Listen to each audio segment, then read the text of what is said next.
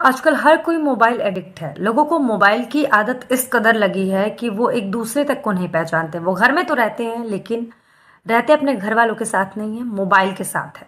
अगर आप भी मोबाइल एडिक्टेड हैं, मोबाइल का एडिक्शन आपको लगा है, आपके बच्चे को लगा है या फिर आपके रिलेटिव को लगा है, तो ये वीडियो उसके साथ ज़रूर शेयर करिएगा, क्योंकि जो मोबाइल की वजह से हादसा हुआ है वो बहुत ही ज़्यादा हैरान और परेशान करने वाला है। मामला गुजरात का है।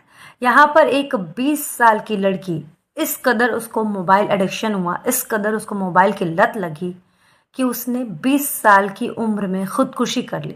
लड़की के इस कदम से परिवार वाले टूट के रह गए। हालांकि उन लोगों ने लड़की को बहुत समझाने का प्रयास किया, उसको साइकेट्रिस्ट के पास भी लेकर गए, लेकिन मोबाइल की लत उसकी नहीं छूटी और उसी मोबाइल ने उसकी जान ले ली।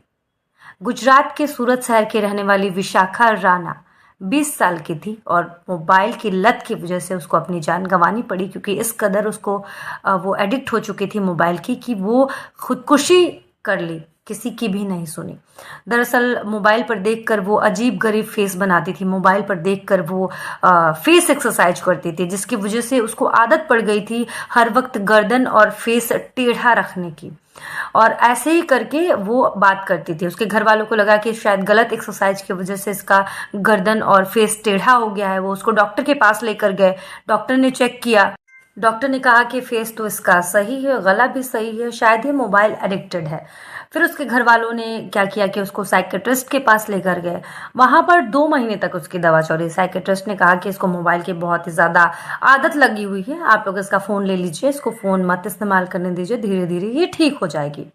उसके घर वालों ने बताया कि इंटरनेट पर देखकर ये फेस की एक्सरसाइज किया करती थी और जिस वजह से उसको वैसे ही मुंह बनाने की और वैसे ही फेस करने की आदत पड़ गई थी।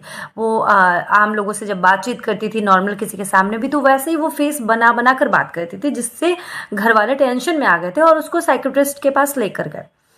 उसको घर वाले उसके फ़ोन नहीं दे रहे थे। वो बहुत ही ज़्यादा परेशान हो गई थी। उसने बहाना बनाया कि वो बाहर जा रही है काम करने।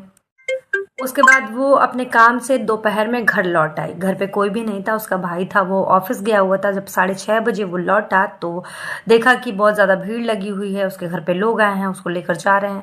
पता चला कि उसकी बहन ने खुदकुशी कर ली है, क्योंकि उसको मोबाइल नहीं दिया जा रहा था। 2 महीने से उसका मोबाइल ले लिया गया था। उसके घर वालों का निवेदन है कि लोग इसको ज़्यादा से ज़्यादा जानें। वो चाहते हैं कि लोगों को पता चले कि किस कदर मोबाइल किसी की जान ले सकता है। मोबाइल की इतनी एडिक्टेड होना बहुत ही ज़्यादा जानलेवा साबित हो सकता है। इसलिए अगर आपके घर वाले, आपका कोई रिलेटिव, बच्चा बहुत ही ज़्यादा फ़ोन एडिक्टेड है तो उसको फ़ोन ना दें, उसको फ़ोन का कम। अगर आपके या आपके किसी परिचित के मन में खुदकुशी का ख्याल आता है या वो खुदकुशी करने का सोच रहा है, तो ये बहुत ही ज़्यादा गंभीर समस्या है, गंभीर स्थिति है। इस केस में आप क्या कर सकते हैं, भारत सरकार की जीवन साथी हेल्पलाइन 1823 4x30 पर संपर्क कर सकते हैं। वहाँ पर एक्सपर्ट्स होते हैं बहुत ही ज़्यादा, और वो आपको इस स्थिति से उभरने की पूरी सहायता करेंगे।